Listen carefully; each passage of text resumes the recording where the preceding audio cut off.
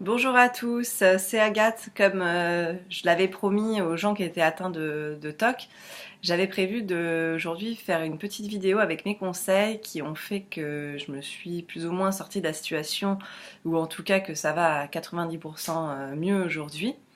Donc j'ai mis un petit peu de temps parce que j'avais des choses à faire à côté.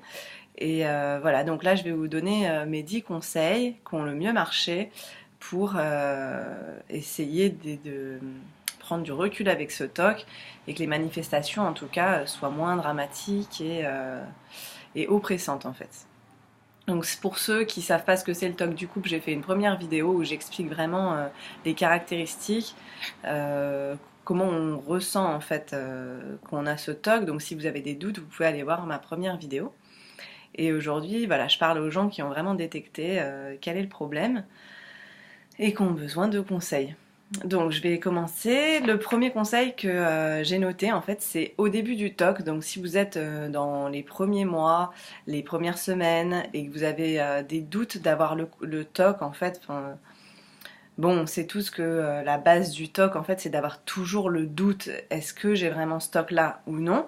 Mais quand même, voilà, vous verrez même par rapport à ma première vidéo, il y a des signes caractéristiques. Une personne qui n'est pas atteinte de TOC ne se pose pas la question de si elle aime son copain ou non plusieurs fois par jour de manière obsessionnelle, à fixer sur un détail physique, un détail mental, et de ruminer, de se mettre mal, d'épuiser son énergie, d'être fatigué, d'être triste, d'être déprimé, ça n'existe pas. C'est-à-dire peut y avoir des problèmes vraiment structurels dans le couple.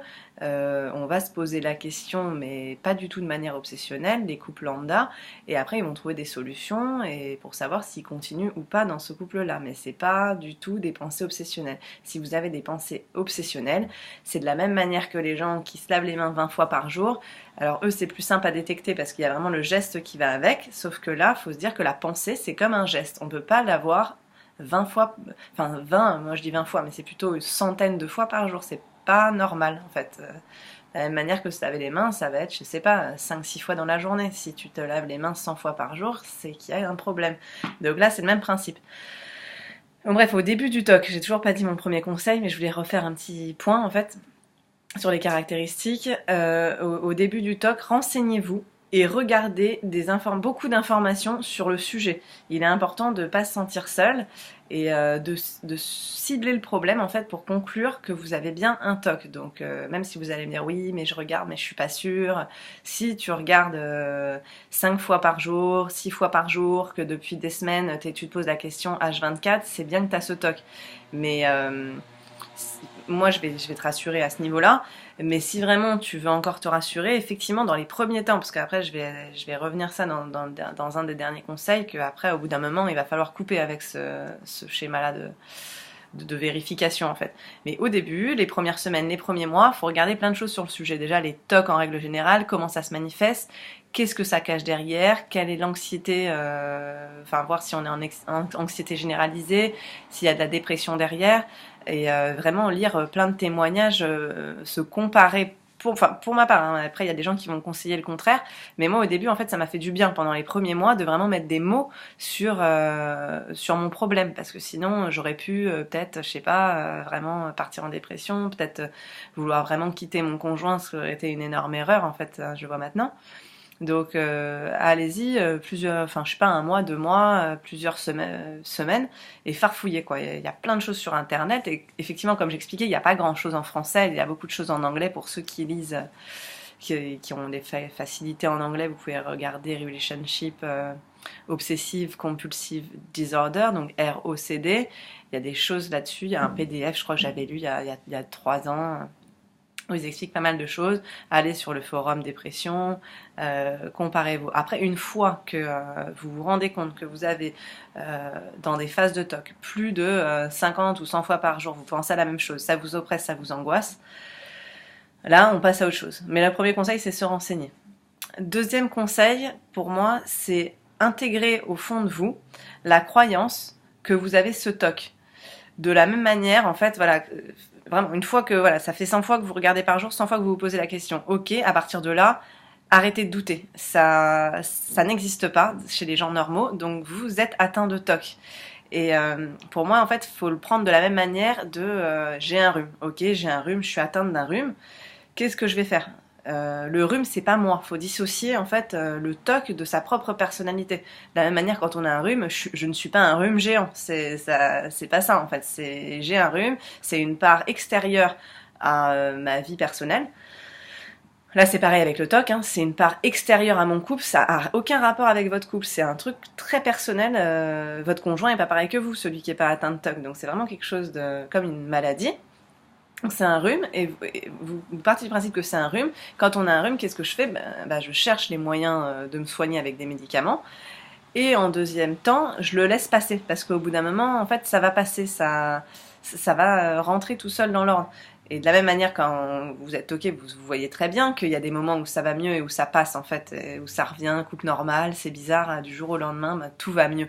Donc c'est bien comme un rhume, c'est exactement pareil. Hop, d'un coup, vous chopez votre rhume, vous allez laisser passer 2, 3 jours, vous allez essayer de trouver des médicaments, des solutions, mais généralement, c'est surtout le temps et l'acceptation qui le fait passer, en fait. 2, 3 jours, ça passe tout seul. Donc pour moi, voilà, c'est vraiment le dissocier de vous. C'est un TOC, c'est un truc que je dois régler et que je dois soigner. C'est pas moi, c'est pas mon couple. En fait, j'ai le conseil numéro 3. Moi, le conseil numéro 2, en fait, c'était vraiment d'intégrer la croyance que j'ai un TOC. J'ai une maladie psychologique, c'est le TOC. Et le troisième, en fait, conseil qui rejoint le deuxième, c'était différencier le TOC de votre couple, essayer d'intégrer que ce sont deux choses différentes. Et oui, voilà, je voulais donner un petit exemple. Ça doit vous arriver, comme dans tous les couples normaux, du coup, d'avoir des vrais problèmes de couple, c'est-à-dire de la jalousie, des engueulades, des choses où vous n'êtes pas d'accord, vous vous prenez la tête, mais à ces moments-là, vous allez peut-être être dans le conflit, dans les reproches, dans des choses, je vais pas dire que c'est sain en couple, parce qu'il faut essayer de régler ça même dans n'importe quel couple, mais c'est-à-dire dans des choses qui sont là dans tous les couples, qui existent dans tous les couples, et vous voyez bien que quand vous vous prenez la tête pour un problème de jalousie, d'agression, parce que je sais pas, il a pas rangé ça, qu'il t'a pas écouté et tout, à ce moment-là, tu te poses pas, t'es pas en face de TOC, il y a pas de doute en fait, tu es en train de défendre ta position, chacun campe sur sa position, et là, il y a un vrai conflit où il y a vraiment quelque chose qui va pas dans le couple. Donc moi, pour ma part, voilà, mon copain, il m'a fait des coups pas très cool avec d'autres filles. Voilà, il m'a pas trompé ou quoi que ce soit, mais il a fait des choses que moi je estime pas forcément réglo dans un couple. À ce moment-là, quand je remettais en question mon couple par rapport à ce problème-là, j'avais pas de toc en fait. Je me disais ça se fait, ça se fait pas. Est-ce que moi je suis prête à accepter ça? Oui ou non. Mais le toc se manifestait pas. Alors après, ça pouvait réalimenter et se remanifester après justement en se disant en plus tu vois il y a ça qui va pas et tout. Mais on voit bien que les problèmes de couple, en fait, c'est vraiment distinct du toc. Ça n'a rien à voir. Donc ce qui peut vous conforter vraiment dans le fait que c'est vraiment un TOC que vous avez, parce que quand vous avez un TOC, c'est de l'angoisse que vous ressentez à l'intérieur de vous et des ruminations qui sont pas justifiées. Alors que quand vous vous engueulez et qu'il y a un vrai problème de fond dans le couple qui pourrait vous faire dire à un moment donné on va se séparer, où on va remettre des choses en question, où ça va pas dans mon couple, il n'y a pas d'angoisse en fait. À ces moments-là, c'est du conflit, c'est des vraies questions avec avec une action en fait au bout, et c'est pas quelque chose de non palpable. Voilà. Le troisième conseil, c'est rester. C'est simple à dire en fait, mais vraiment, quand vous avez cette pensée, restez calme. Et juste voir en fait cette angoisse comme une manifestation de la maladie. Donc pour moi il y a deux moyens en fait, c'est déjà de ne pas essayer de chasser l'idée. Quand le TOC il arrive, là vous vous dites je sais pas, ah ouais non mais là, regarde là je le trouve moche, vraiment est-ce que je l'aime, est-ce que je l'aime pas, là ce qu'il vient de dire, c'est débile, ça me crée... Donc là vous avez votre boule d'angoisse qui arrive, comme d'habitude.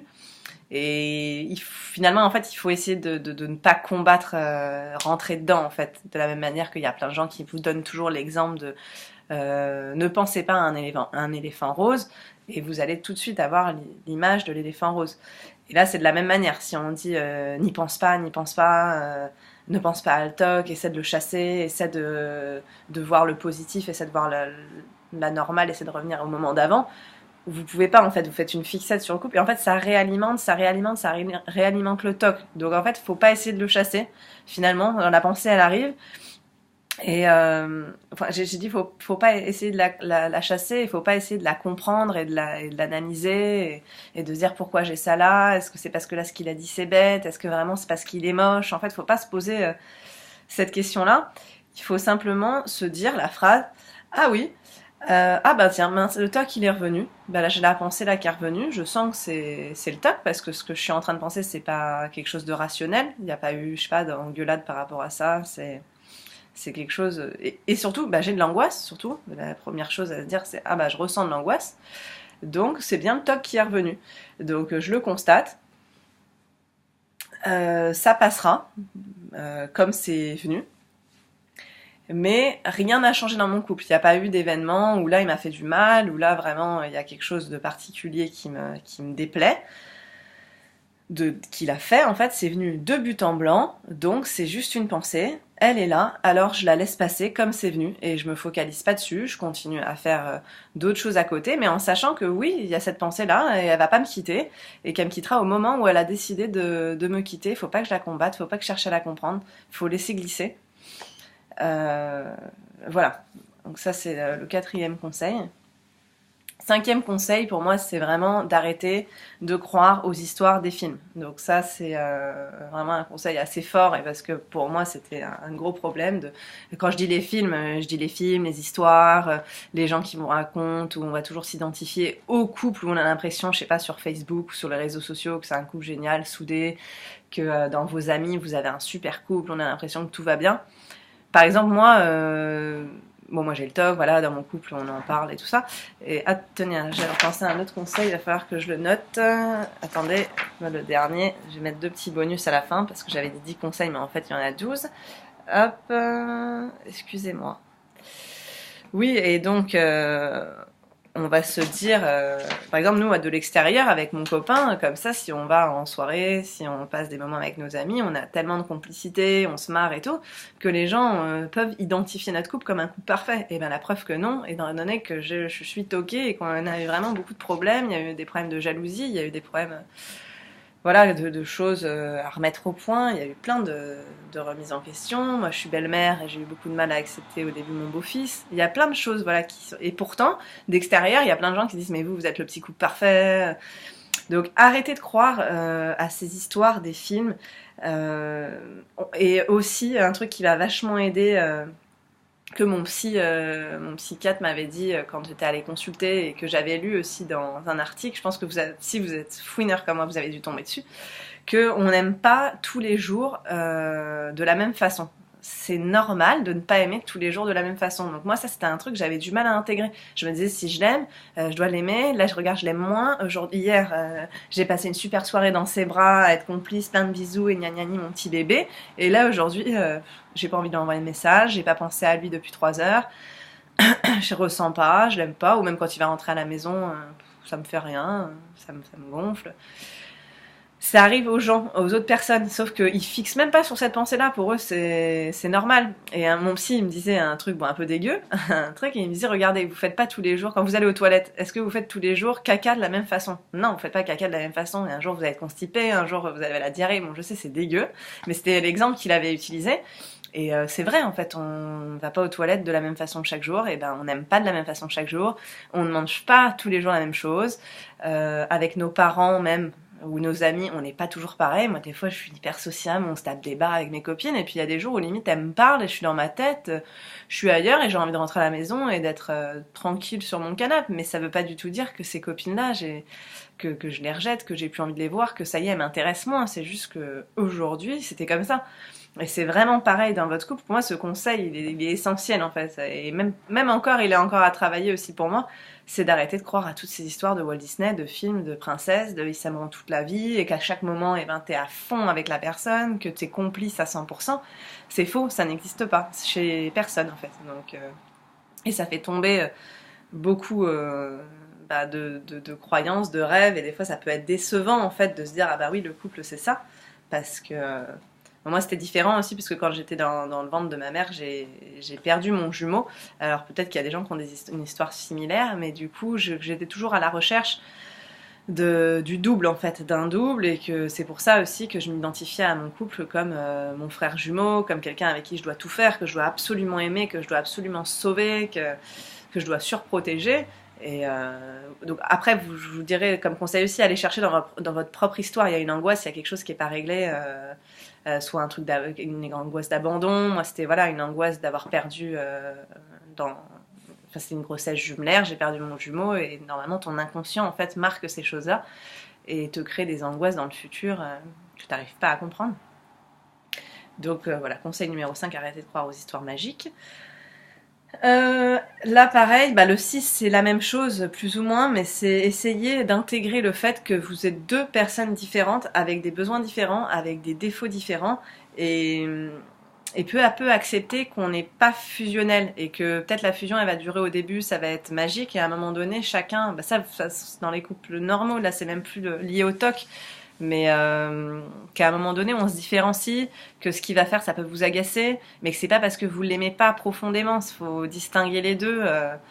Et voilà, après c'est simple, mais comme mon psy m'avait toujours dit, le moment où la personne vous plaira plus, et que vous aurez la décision de le quitter, ou qu'elle aura fait quelque chose de mal, vous ne poserez même pas la question en fait, il n'y aura même pas de question, il n'y aura même pas de toc, ce sera une évidence, et ce sera pas à un moment donné où on va se dire ah bah là j'y pense plus, je pense plus à mon conjoint, j'ai plus envie de faire d'efforts, c'est que ça doit être le bon moment, et puis après vous allez ruminer sur cette angoisse en disant mais ça se trouve j'en ai plus rien à foutre, c'est si j'ai plus d'angoisse, si tout ça, si le TOC il se manifeste plus et tout, c'est que c'est la fin, mais que vous angoissez quand même sur le fait de ne pas avoir d'angoisse et que c'est la fin, alors que quand c'est la fin, il n'y a même pas d'angoisse. Et la preuve est que moi, j'ai du mal franchement, je vous le dis, mais j'ai eu du mal vraiment à le mettre en place, parce qu'à des moments donnés, voilà, je pensais moins à mon couple, j'avais envie de faire autre chose, j'avais envie de partir, faire le tour du monde, tout ça, et je me disais, tu vois, là, t'as plus de toc, c'est juste que tu l'aimes plus, faut que tu le quittes. Mais c'était la pensée de, tu vois, tu l'aimes plus, faut que tu le quittes, c'était quand même très obsessionnel. Donc après, faut bien voir ça, en fait, que cette pensée-là, elle est obsessionnelle. Et au moment où vous voudrez vraiment quitter, vous n'aurez pas de pensée obsessionnelle. Et c'est ce qui s'est passé. Attendez, je vais brancher mon Mac. Maintenant, j'ai toujours un truc à faire, mais là, il n'y a plus de batterie. Donc, attendez une minute. Hop. Voilà. C'est bon. Et la preuve, moi, voilà, mon copain, il m'a fait un coup pas net, plusieurs fois. Et là, il n'y a pas plus tard que 8 mois. J'en avais marre, et cette fois j'avais pris la décision de cette fois c'est la dernière, c'est fini quoi, on arrête avec ces choses-là, je m'en vais, mais j'avais pas du tout d'angoisse, hein. J'avais zéro angoisse, ça m'est même pas venu à l'idée, le TOC, les choses, et je me suis dit j'ai passé 4 ans de ma vie avec quelqu'un avec qui j'ai appris plein de choses, qui ont été globalement positives, mais là on se comprend plus, ça va plus, et moi j'avais pris mes affaires, j'avais posé ma démission à mon travail. Lui il était parti en Espagne avec son fils, donc voilà, je me suis dit très bien, pendant qu'il part en vacances, je vais chez mes parents, je prends mes affaires, je me cherche un appartement dans le sud. Après il y avait de la tristesse de me dire c'est dommage, on n'a pas réussi, pourtant on s'est vraiment aimé, il y a eu plein de beaux moments et tout, mais je vous jure qu'il y avait zéro angoisse, c'était pas de l'angoisse, c'était net, je lui ai dit clairement. Et la culpabilité, elle n'était pas là, parce que en plus c'était lui qui avait mal agi pour moi, donc pas de culpabilité. Et le TOC, il n'était pas là, hein, ça. Donc vraiment la preuve par A plus B. Mais après voilà, moi quand il était en Espagne, j'ai réfléchi en me disant, est-ce que finalement c'est si grave par rapport au moment qu'on passe ensemble, est-ce que c'était si important pour moi, parce que moi en fait en gros c'était sur des petits mensonges, des choses, voilà.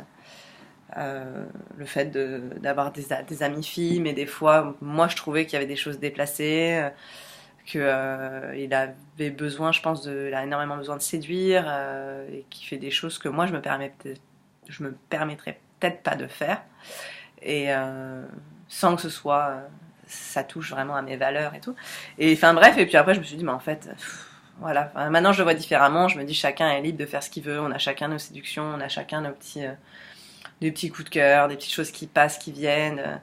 Si on est des êtres humains, on peut pas rester figé comme ça dans une relation, s'empêcher de vivre, s'empêcher de parler avec des gens. Des fois, il y a des bons mensonges. Bon, après, ça, c'est ma vision à moi, hein, ça n'a rien à voir. Mais du coup, voilà, bref, là, je vous raconte ma vie, mais c'était tout ça pour dire que pour ces choses-là, d'être conscient ou pas, d'accepter les défauts de l'autre, de continuer sa relation ou non, il n'y a pas de toc qui se présente. À toute cette période-là, j'ai pas du tout été toquée, c'était très très clair.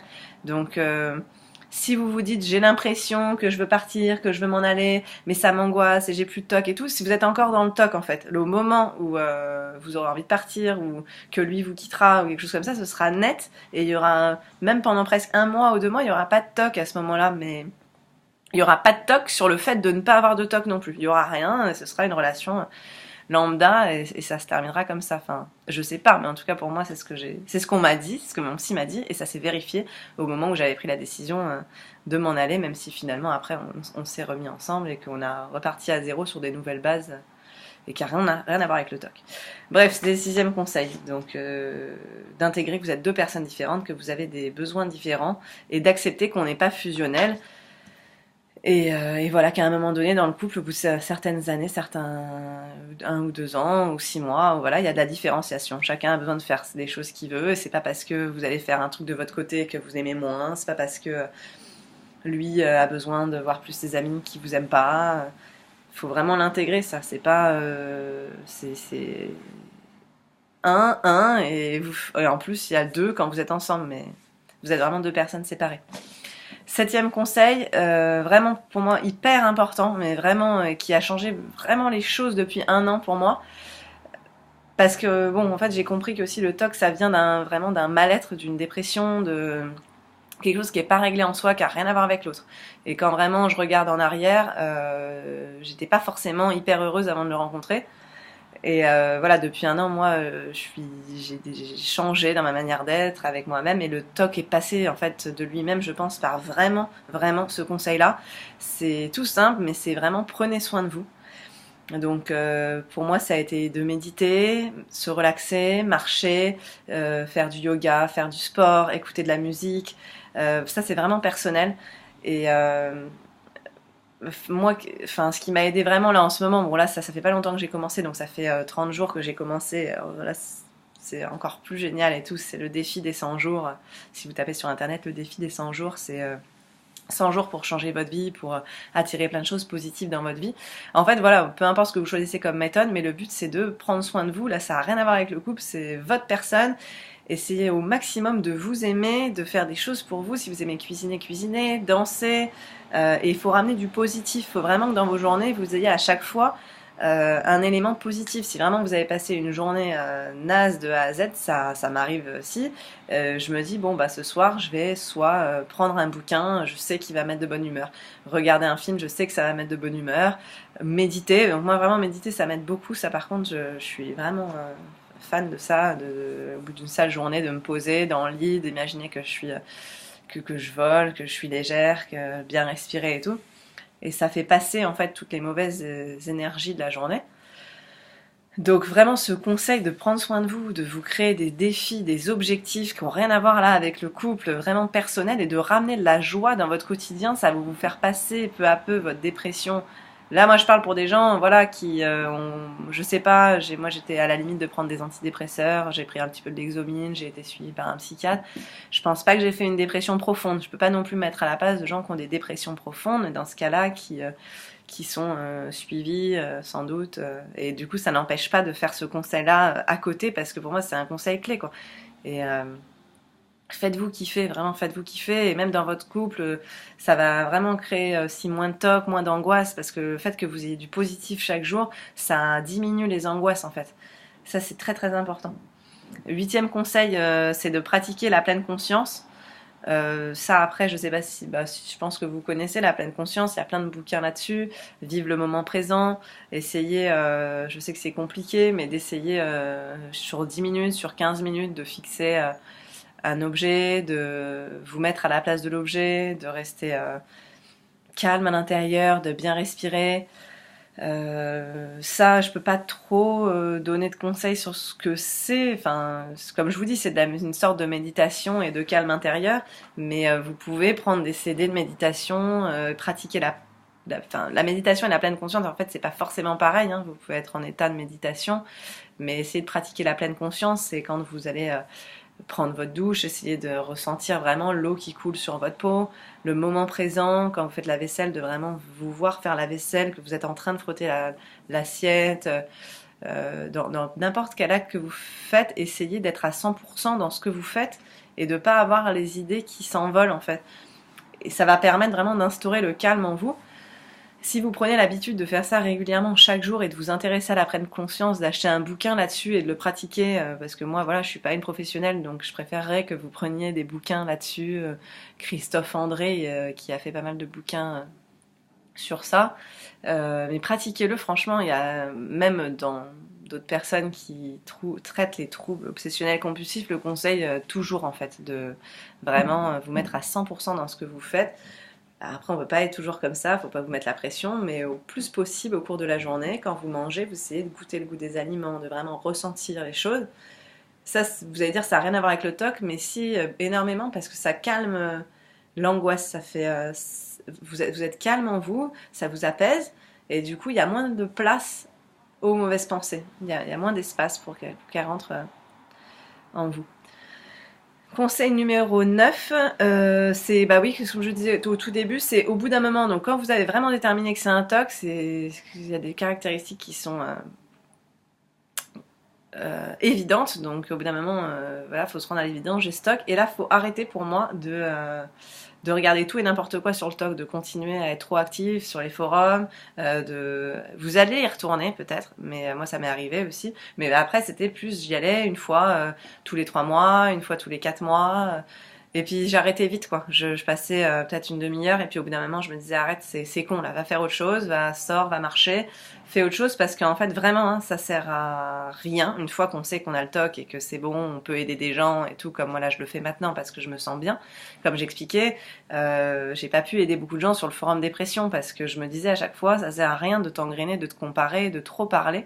Pour moi, toujours pareil, hein, j'ai des conseils pour mes conseils. Après, si vous ressentez vraiment que c'est essentiel pour vous, bah allez-y, vous le savez au fond de vous. Mais moi je savais bien au fond de moi que c'était perdre du temps sur d'autres choses que je pouvais faire de beaucoup plus positives, continuer à mettre dans un cercle vicieux négatif, ressasser, et à un moment donné, il faut arrêter la vérification. On a le TOC, point barre, on prend les décisions et les conseils, on va se faire soigner, on va se faire aider, on trouve des solutions, mais on reste pas ancré dans son problème, quoi. Pareil, dans une dépression, on essaie de se dire, bon, j'ai une dépression, j'ai été diagnostiquée, quels vont être tous les conseils que je peux faire contre la dépression, je sais pas, les fleurs de bac, se relaxer, faire un sport, il va falloir mettre en place ces routines-là. Et là c'est pareil, il faut mettre en place des routines positives et du coup arrêter de regarder des millions de choses là-dessus, c'est bon quoi, une fois qu'on a le TOC maintenant, il faut s'en sortir et pas ressasser le passé quoi, et rester englué dans ses angoisses. Après, ça fait déjà 28 minutes que je fais la vidéo, donc je vais aller un petit peu plus vite. Donc après, pour moi, c'est le 10e conseil. Hein, il est tout bête, mais il y a un moment donné, faites-vous aider hein, par des thérapies. Ça marche super bien, les thérapies brèves. Moi, j'ai fait une psychanalyse parce que je voulais aller chez... j'ai pété un câble un jour, j'étais en stage et je me suis dit non mais là je peux plus, c'était horrible les journées que je passais, je dormais plus, j'arrivais en stage avec des yeux comme ça, mes collègues je voulais les tuer parce que j'avais pas envie d'écouter ce qu'ils me disaient, j'en avais rien à faire, j'étais toute la journée sur le forum dépression à regarder mais une malade hein. Et là je me suis dit non il faut que je trouve un psy et j'ai trouvé le psy qui avait écrit des livres parce que du coup j'avais peur de pas tomber sur quelqu'un qui soit bon, qui se connaissent le TOC et tout. Donc je me suis dit, j'ai tapé dans le top du top. C'était le top du top, hein, je vais pas donner son nom, mais je payais 150 € la séance de 20 minutes, 2 fois par semaine, donc 600 € par semaine.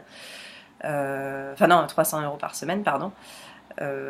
Voilà, donc entre 600, 900 € par mois, ça dépendait des... Vous vous rendez compte du truc, hein, moi j'étais en stage et puis je travaillais dans la restauration, donc j'ai dû mettre 12 000 € là-dedans. Sans regret parce qu'en fait ça m'a quand même apporté quelque chose, mais mine de rien j'ai pu avoir pris le psychiatre hyper connu, il m'a expliqué 2-3 petites clés en me disant voilà ça c'est évident que c'est pas votre relation, que c'est un problème d'angoisse, que ça a rien à voir avec votre couple et tout, donc oui il m'a rassuré c'est clair, mais on n'a pas travaillé sur ce problème quoi. Donc 1 an plus tard j'avais toujours ce souci là et j'ai peu avancé et après je suis allée voir pour des problèmes autre en fait pour un traumatisme que j'ai eu dans l'enfance, une thérapeute EMDR Donc avec le mouvement oculaire, là, en fait, elle vous fait droite, gauche avec les yeux, elle vous fait revivre votre traumatisme, et après le traumatisme disparaît. Et je lui ai aussi parlé de mes TOC, elle m'a aussi bien précisé que pour elle, tout ce que je racontais, c'était plus une angoisse liée à la perte de mon jumeau, à tout ça, à la peur de l'abandon, relation avec ma mère qui était culpabilisante et tout, et que c'était pas en lien avec mon couple, qu'elle avait l'impression quand je parlais de mon couple et que je racontais ce qui se passait, que ça avait l'air d'être justement une source de bien-être plutôt que d'angoisse et tout. Donc elle m'a reconfortée en fait, comme mon premier psy, dans le fait que c'était pas mon couple, mais que ça venait bien de moi. Mais ni l'un ni l'autre n'ont travaillé sur le TOC pour ma part, mais je pense que des thérapies brèves, ce qu'on appelle les TTC, les thérapies cognitives, elles travaillent principalement sur les TOC, sur les gens qui ont ces angoisses répétitives. Ça doit durer la thérapie sur 6 mois à peu près. Moi je l'ai pas testée, donc je la conseillerais étant donné que je conseille pas celle que j'ai faite, parce que pour moi se faire prendre en charge c'est important. Mais celle que j'ai fait, la psychanalyse et le MDR, c'était pas, à part le fait d'être rassurée par des gens compétents dans le domaine de la psychologie, ça m'a pas changé des choses sur ma manière de voir, sur déprogrammer mon cerveau sur les TOC en fait. Donc je vous conseillerais de vraiment vous faire aider au bout d'un moment, hein, quand c'est trop puissant et que ça bloque vos projets professionnels, votre vie de famille et tout, d'aller consulter quelqu'un en thérapie brève, thérapie cognitive, et je suis sûre que ça vous fera beaucoup de bien. Mais spécialisé dans les TOC, comme ça, au moins vous allez droit à l'essentiel, et puis plutôt que d'aller chez un psychologue, enfin, c'est mon avis en fait, parce que pour moi j'ai plus perdu du temps par rapport au TOC, hein. Je parle pas pour le reste, que ça m'a aidé sur d'autres choses. Ah oui, conseil, après j'avais du coup 2 conseils bonus, donc celui j'avais oublié que j'ai noté tout à l'heure. Pour moi, là c'est vraiment personnel encore une fois parce que je le conseillerais pas à tout le monde, mais pour moi j'ai énormément parlé de ce problème avec mon conjoint en fait, quitte à ce que ce soit lui qui prenne en fait les problèmes dans la figure. Le pauvre il a été très patient, donc je le remercie énormément, mais moi dès le début, au bout d'une semaine, un mois, enfin le TOC est apparu au bout d'un mois et demi, mais déjà dès le début je lui disais ah oui moi je me pose pas avec des hommes, avant de m'attacher je mets du temps, ça se trouve dans 2 semaines on sera plus ensemble, et puis après c'était toujours comme ça en fait, au bout de 3 mois on a passé les 3 mois, peut-être que le mois prochain on sera plus ensemble, on va voir. Après pendant un an c'était je t'aime pas, mais je suis pas sûre que je t'aime. Bon, je l'ai rendu fou. Au bout d'un an, il m'a dit ouais j'en ai marre, tu me fais du mal, j'aimerais bien savoir où j'en suis, ça me fait plus de mal qu'autre chose. Donc va falloir, je sais pas, que tu te décides. Alors là, le TOC il est revenu en puissance, commence à me décider. J'étais à fond dans le TOC, c'était horrible. Et c'est là où en fait je suis tombée sur les choses, des trucs du couple, du TOC et tout. Et je lui en ai vraiment fait part. Donc ça a été très dur pour lui au début d'accepter. Mais après, comme il voyait que j'étais toujours avec lui, qu'il y avait des phases où on allait très bien aussi, il m'a aidé en fait pour moi, il m'a pas aidé en faisant des recherches, en me parlant du TOC ni quoi que ce soit, mais le fait de pouvoir lui en parler. Il y a des gens qui conseillent sur le forum de ne pas en parler au conjoint, de le préserver pour que lui ne soit pas déstabilisé par, par ça. Après, moi, je sais pas. Franchement, mon conseil, c'est vraiment pour moi parce que moi, je suis avec quelqu'un qui est stable psychologiquement. Ah oui, c'est clair, il a peur de l'abandon, il a de ses angoisses comme tout le monde, existentielles, mais il est quand même bien ancré. C'est quelqu'un d'assez solide dans la vie, de patient, très patient. Et du coup, pour moi, c'était une décharge en fait. Donc, c'est peut-être pas cool, mais ça m'a vachement aidé qu'il sache que j'ai stock et que c'est pour ça que des fois, j'étais pas bien. Que là, je lui disais, là, je suis pas bien, je suis en toc.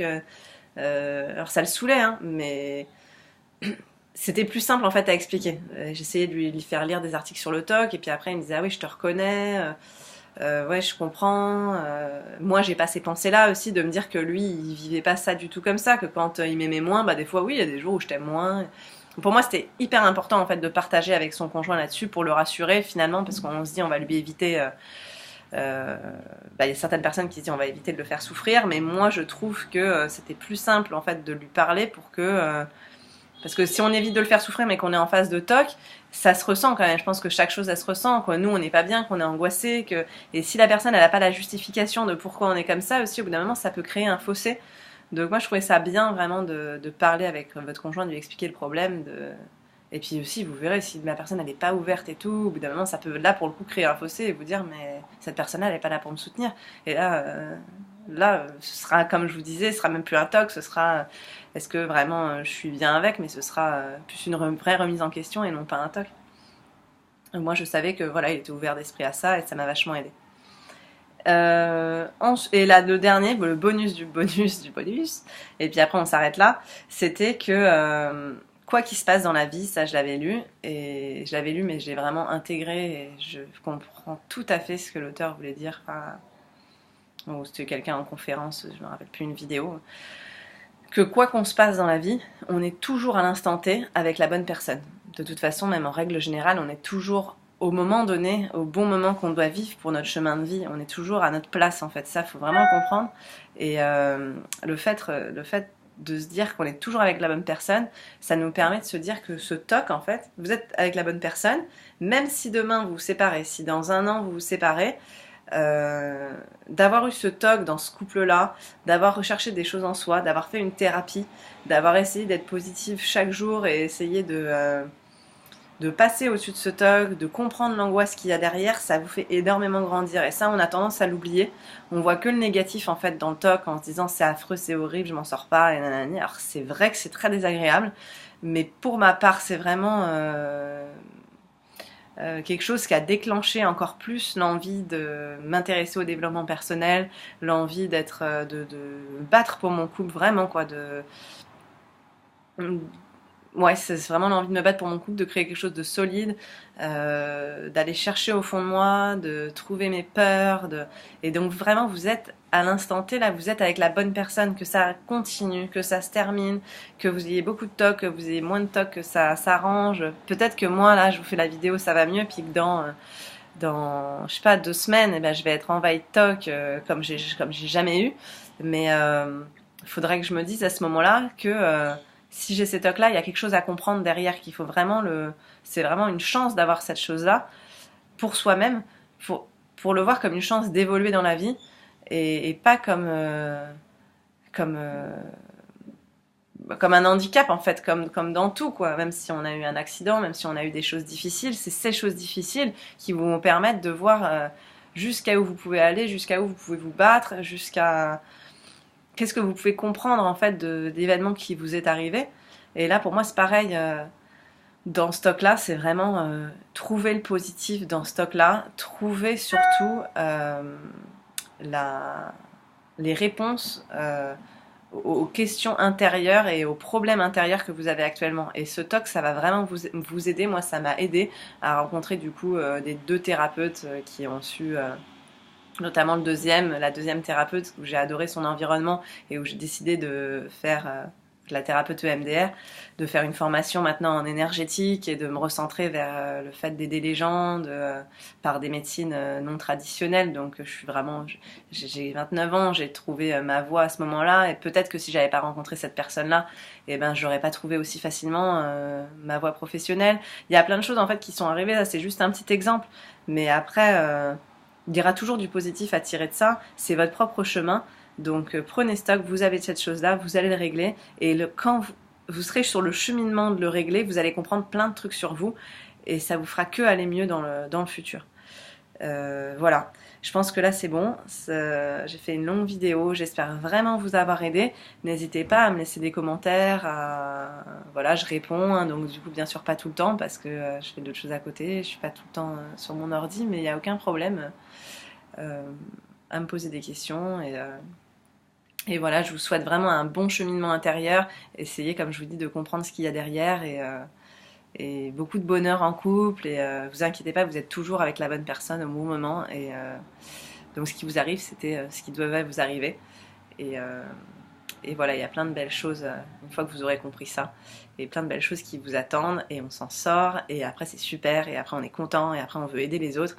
Et c'est ce qui va tous vous arriver, j'en suis sûre. Voilà, je vous fais plein de bisous. Salut!